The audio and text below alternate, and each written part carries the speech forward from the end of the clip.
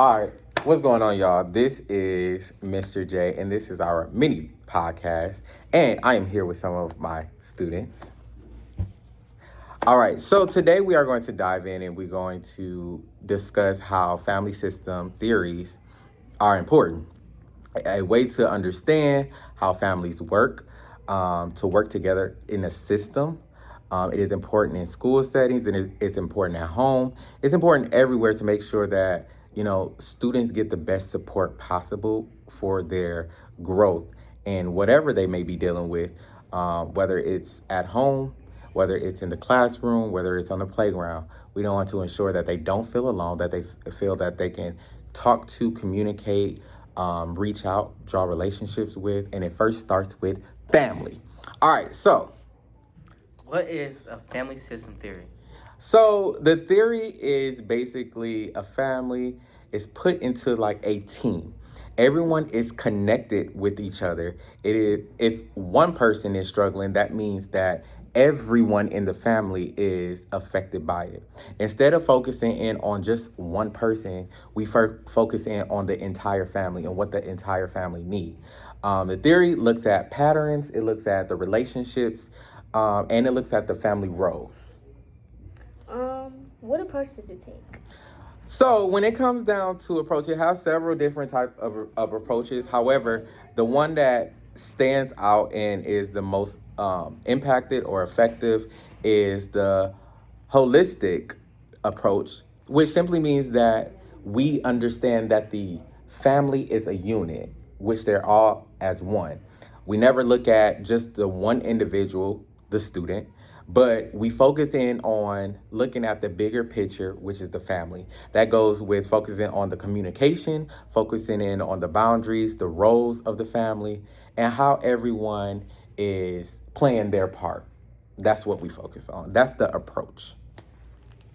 So, how does this relate to school?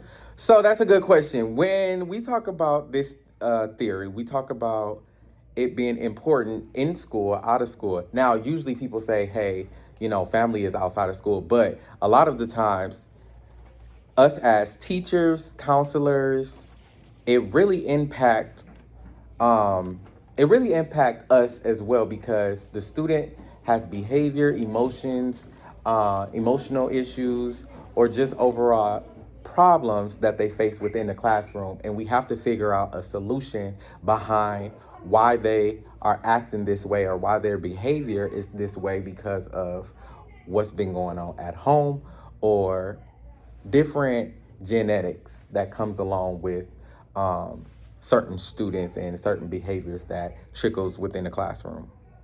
So then, when we talk about the theory of family systems, we really talk about there's five, different type of elements or concepts that comes along with um, the family system. And can you tell me what's the first one? Wholeness. So, go ahead. For example, if one sibling is struggling, the stress can also spread to the parents or other siblings. That's true. So when it comes down to wholeness, it's again a unit, not just the collection of the individual, but it's more so the impact of the person and how it affects everyone within their family, their classroom. It just doesn't affect that person. So basically, when we talk about wholeness, we talk about the whole entire unit, and the unit is our families. What's the second element? Interpreting.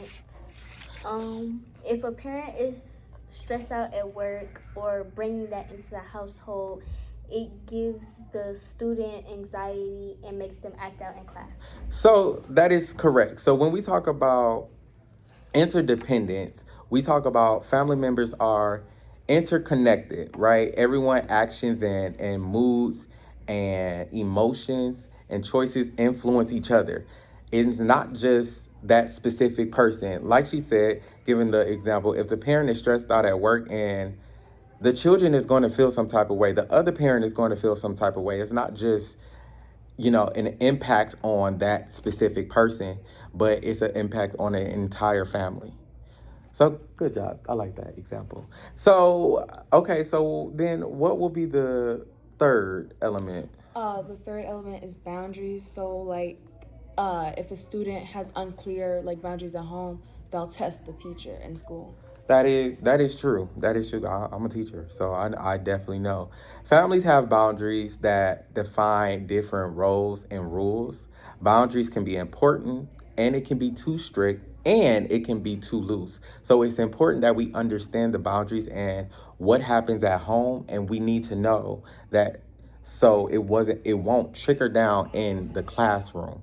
And if it is something that's good, then we want to embrace that. But if it's something that a rule or a role that's at home and it's in a negative light, we want to make sure that we change that and we know about it so we can take the initiative to change that.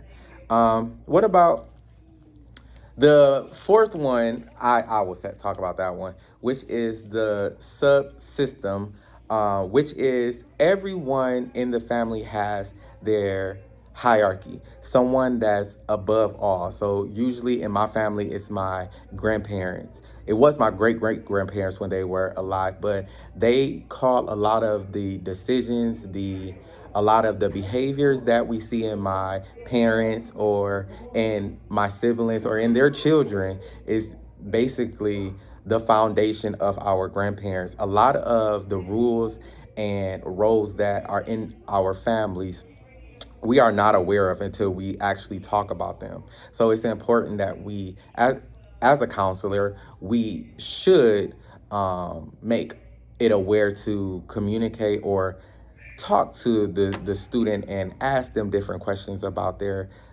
grandparents, their great grandparents, or their parents, because every family has a hierarchy or someone that they basically look up to that is, you know, the family dynamic, who's in control of a lot of things. And then the last one is balance.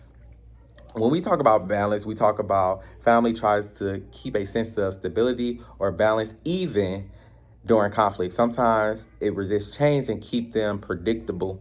It is important that kids understand balance and understanding if something happens at home, it is important that they understand that it is important that they understand that they shouldn't bring that baggage to school, but it's very common in our schools that whatever an individual may be experiencing at home, they could be experiencing that at school, or they can take it out on several members at the school. So it's important that we set boundaries for our students and take that approach as well to make it aware that it's not okay to bring your baggage to school. But again, it comes along with um, having a support system that know how to guide and help and with different coping skills. So those are some of the five elements. And then just a quick overview. It is important that we understand that the family system theory has a main goal, which the goal is basically to understand that communication is key, healthier boundaries, the relationship amongst the entire family, the flexibility when it comes down to adapting to change because it will happen. There should be change. The well being of the whole entire system of the family, and then also understanding that relationships are important when it comes down to this theory. Relationships are important. That's the foundation. So where you come from is where your foundation. Um, a lot of your behaviors and emotions and your perspectives comes down to where you come from, um, who your grandparents, your great great grandparents, where you start from, your family tradition. So, again, thank you guys for tuning in. That was just a little bit about what family system theories are, but we'll catch you next time. Thank y'all. Bye. Bye. Bye.